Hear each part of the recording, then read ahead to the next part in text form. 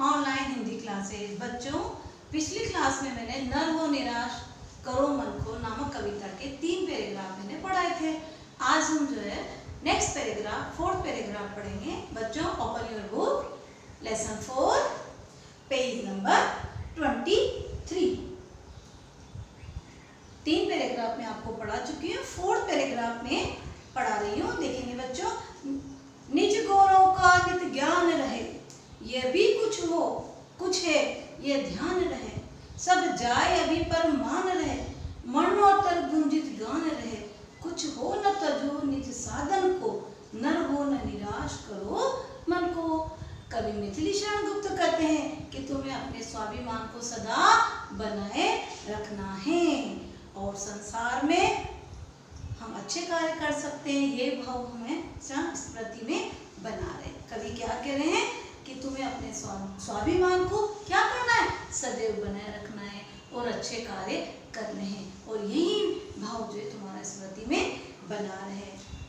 कुछ प्राप्त करो न हो फिर भी सब जाए पर मान रहे। यहाँ कवि कह रहा है कि तुम्हारा सब कुछ चला जाए, अर्थात धन दौलत चली जाए, लेकिन तुम्हारा स्वाभिमान नहीं जाना चाहिए। क्यों? मरणोत्तर गुंजित गान है, क्योंकि मनुष्य सद्कर्मों से ही तो मरने के बाद भी लोग उसको याद रखते हैं ना। यदि कोई व्यक्ति चला जाता है फिर भी लोग क्या करते हैं, उसके मरने के बाद भी उसके अच्छे कार्यों से उसको याद करते हैं। कुछ हो न तजो निज साधन को, न हो न निराश करो मन को। कवि कह रहा है कि तुम्हारा मान सम्मान हमेशा बना रहना चाहिए, क्योंकि मरने के बाद भी मनुष्य के अच्छे जो कर्म है उससे ही सब लोग उसको याद करते हैं, क्योंकि मरने के बाद भी अर्थात तुम्हारा नाम अमर रहता है। फिर क्या कहा, कुछ हो न तो निज साधन को, न हो निराश करो मन को। कहने का तात्पर्य कह रहा है ईश्वर ने जो हमें साधन दिए ना, उन साधनों को क्या करो, प्रयोग करो और अपना मार्ग स्वयं प्रशस्त करो, यानी और उन्नति के मार्ग पर आगे बढ़ते रहो। तो मनुष्य तुम्हें निराश होना शोभा नहीं देता। इस कविता की जो पंक्तियां हैं इसमें कवि ने स्वाभिमान को सदा बनाए रखने के लिए कहा है। बच्चों, नेक्स्ट पैराग्राफ देखो। प्रभु ने तुमको कर दान दिए, करके मीन्स हाथ। प्रभु ने तुमको कर दान दिए, सब वांछित वस्तु विधान किए, तुम प्राप्त करो उनको न हो, फिर है किसका ये दोष कहो, समझो न लभ्य किसी धन को, न हो न निराश करो उनको। यहाँ पर कवि ने क्या कहा है कि तुम मनुष्य हो, परिश्रम करने के लिए ईश्वर ने तुम्हें क्या दिए, 2 हाथ दिए हैं, तो तुम दोनों हाथों से क्या करो, परिश्रम करो, कार्य करते रहो। और संसार में ऐसी कोई सी भी वस्तु नहीं है जो तुम प्राप्त कर सकते, क्योंकि पृथ्वी पर जो है सभी वस्तुएं तुम्हें प्राप्त है। यदि तुम भाग्य के भरोसे बैठे रहे और कर्म नहीं करे तो क्या तुम जीवन में सफलता प्राप्त कर सकते हो? नहीं कर सकते हो। तुम्हें फिर अगर तुम दोष किसी को दोगे तो दोष किसका है? तुम्हारा ही है। अब एक बार और बता रही हूँ, प्रभु ने तुमको कर दान दिए। कवि कहते हैं कि हम मनुष्यों को ईश्वर ने परिश्रम करने के लिए क्या दिए बच्चों? 2 हाथ दिए हैं, सब वांछित वस्तु विधान किए और सभी प्राप्त करने योग्य वस्तुएं क्या करिए, इस पृथ्वी पर ईश्वर ने उपलब्ध कराई है।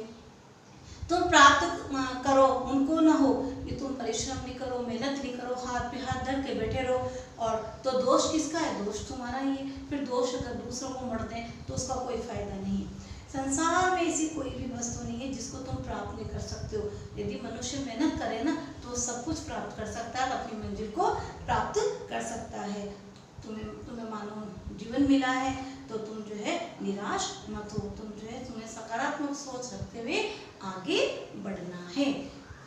बच्चों, लास्ट पैराग्राफ में आपको करवा रही हूँ, किस गौरव के तुम योग्य नहीं, सब कब कौन तुम्हें सुख भोग्य नहीं, जन हो तुम भी जगदीश्वर के, सब है जिसके अपने घर के, फिर दुर्लभ क्या उसके जन को, न हो न निराश करो मन को।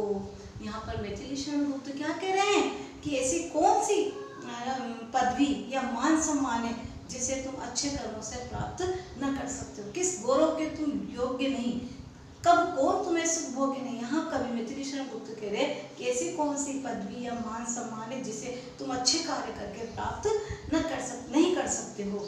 ऐसा कौन सा सुख है जो तुम्हें प्राप्त नहीं हो सकता। यदि तुम मेहनत करो तो सब कुछ प्राप्त कर सकते हो। फिर जन हो तुम जगदीश्वर के, जगदीश्वर मीन्स परमात्मा ईश्वर, हम भी परमात्मा के बनाए हुए हैं, बंदे हैं। और हे मनुष्य, हम सभी मानव उसके घर के ही हैं, अर्थात उनके घर के ही हैं, क्योंकि भगवान ने तुम्हें बनाए हैं। हम सब प्राणी क्या हैं? उनके ही हैं, उनके घर के ही हैं। जब हमें ईश्वर ने बनाया है तो सोचने समझने के लिए हमें क्या दी? भगवान ने बुद्धि दी है। समझो ना लगे किसी धन को, नरो न निराश करो मन को। मतलब संसार में जो ईश्वर ने मनुष्य को बनाया है और जो भी वस्तुएं हैं वह सब हमें प्रदान किए। कोई ऐसी वस्तु नहीं है जिसे हम प्राप्त नहीं कर सकते। हमारे लिए कुछ भी ऐसी वस्तुएं या लाभ नहीं जिसे हम प्राप्त नहीं कर सकते। मनुष्य को नकारात्मकता की जो सोच है वो क्या नहीं देती? शोभा नहीं देती।